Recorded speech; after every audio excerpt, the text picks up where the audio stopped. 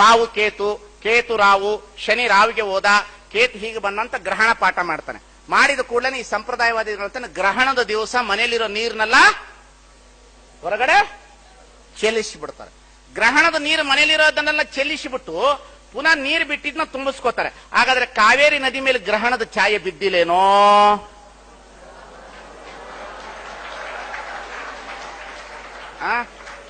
ಹೇಳ್ರಮ್ಮ. ದರ್ಬೆ ಒಳಗೆ ತೋರಿಸ್ಬಿಡ್ತಾನಂತೆ ಮುಕ್ತಿ. ಅದು ತುಪ್ಪಕ್ಕೆ ದರ್ಬೆ ಹಾಕ್ಬಿಡ್ಬೋದು, ಉಪ್ಪಿನಕಾಯಿಗೆ ಹಾಕ್ಬಿಡೋದು, ನೀರು ಚೆಲ್ಬಿಡು. ತುಪ್ಪ ಚೆಲ್ಲು,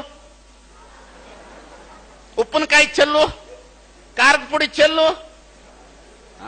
ತಮ್ಮ ಪಾಪ ನಿಮ್ಮ ಮನೆ ಒಳಗಡೆ ಏನು ತುಪ್ಪ ಇಲ್ಲ, ಉಪ್ಪಿನಕಾಯಿ ಇಲ್ಲ, ಏನಿಲ್ಲ, ನೀರು ತುಂಬಿಸ್ಕೊಂಡ್ರೆ ಚೆಲ್ಲಿಸಿ ಬಿಡೋದು ಎದುರಿಸಿಬಿಟ್ಟು.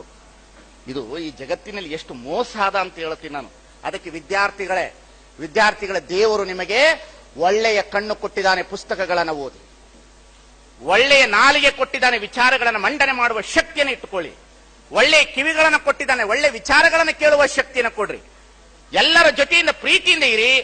ಆದರೆ ನಿಮಗೆ ಈ ಸೃಷ್ಟಿಗೆ ವಿರೋಧವಾಗಿರ್ತಕ್ಕಂಥದ್ದು, ಧರ್ಮಕ್ಕೆ ವಿರೋಧವಾಗಿರ್ತಕ್ಕಂಥದ್ದು, ಜಾತಿಗೆ ವಿರೋಧವಾಗಿರ್ತಕ್ಕಂಥದ್ದು, ಮನಸ್ಸಿಗೆ ಒಪ್ಪಲಾರದ ಮೂಢನಂಬಿಕೆಗಳ ವಿಚಾರಧಾರೆಗಳು ಬಂದಾಗ ಅದು ನಿಮ್ಮನ್ನು ಒಪ್ಪಿಕೊಳ್ಳದೇ ಇದ್ದರೂ ಸಹ ನೀವು ಒಪ್ಪಿಕೊಳ್ಳುವ ರೀತಿಯಲ್ಲಿ ಬದುಕಬೇಡ್ರಿ. ಅದನ್ನು ಪ್ರತಿಭಟಿಸುವಂತ ಮನೋಭಾವನೆಯನ್ನು ಇಟ್ಟುಕೊಳ್ಳಬೇಕಾಗಿರ್ತಕ್ಕಂಥದ್ದು ವಿದ್ಯಾರ್ಥಿಗಳ ಲಕ್ಷಣ ಅನ್ನತಕ್ಕಂಥದನ್ನ ನೀವು ಯಾರು ಮರಿಬೇಕಾಗಿಲ್ಲ.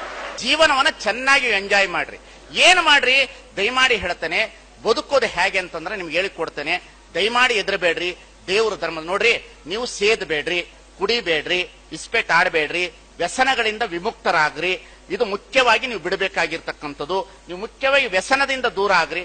ಬೆಳಿಗ್ಗೆ ಎದ್ದೇಳ್ರಿ, ಜಳಕ ಮಾಡ್ರಿ. ಸುಮ್ಮನೆ ನಿಮ್ಗೆ ನಂಬಿಕೆ ಇದ್ರೆ ದೇವರ ಮೇಲೆ ನಂಬಿಕೆ ಇಡ್ರಿ. ಇಲ್ಲ ಅಂದ್ರೆ ನಿಮ್ಮ ತಂದೆ ತಾಯಿಗಳನ್ನ ದೇವರು ಅಂತ ನಮಸ್ಕಾರ ಮಾಡ್ರಿ. ಶಾಲೆಗೆ ಬನ್ರಿ, ಮಾಸ್ಟರ್ ಹೇಳಿದ ಪಾಠನೆಲ್ಲ ಚೆನ್ನಾಗಿ ಕಲೀರಿ. ಚೆನ್ನಾಗಿ ಕಲ್ತ ಮೇಲೆ ದುಡಿರಿ. ದುಡ್ದ ಮೇಲೆ ರೊಕ್ಕ ಬಂದ್ಮೇಲೆ ಮೊಬೈಲ್ ತಗೊಳ್ರಿ, ಕಾರ್ ತಗೊಳ್ರಿ. ವಯಸ್ಸಾದ ಕೂಡಲೇ ಚಲೋ ಒಂದು ಹೆಂಡತಿನ ಮದುವೆ ಮಾಡ್ಕೊಳ್ರಿ. ಮದುವೆ ಮಾಡ್ಕೊಂಡ್ಮೇಲೆ ಮಕ್ಕಳ ಹಿಡಿತ್ರಿ.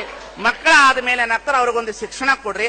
ಶಿಕ್ಷಣ ಕೊಟ್ಟು ಸ್ವಲ್ಪ ದುಡ್ಡು ಜಾಸ್ತಿ ಆಯ್ತು ಅಂದ್ರೆ ಸಿಂಗಾಪುರ್ ಅದು ಇದು ತಿರುಗಾಡ್ರಿ. ಅದು ಇಲ್ಲ ಅಂತಂದ್ರೆ ಚಲೋ ಹೋಟ್ಲಲ್ಲಿ ಊಟ ಮಾಡ್ರಿ. ರಾತ್ರಿ ಬಂದು ಕುಳಿತುಕೊಂಡು ಎಲ್ಲರ ಜೊತೆ ಪ್ರೀತಿ ಪ್ರೇಮದಿಂದ ತಂದೆ ತಾಯಿಯನ್ನು ಹೊರಗಡೆ ಹಾಕಲಾರದಂತೆ ಅವ್ರಿಗೆ ಇಷ್ಟ ಅನ್ನ ನೀರನ್ನು ಕೊಟ್ಟು ಅವ್ರು ನಮ್ಮನ್ನು ಬದುಕಿಸಿದ್ದಾರೆ ಅನ್ನತಕ್ಕಂಥ ನೈತಿಕತೆಯ ಬದುಕನ್ನು ಇಟ್ಕೊಡ್ರಿ.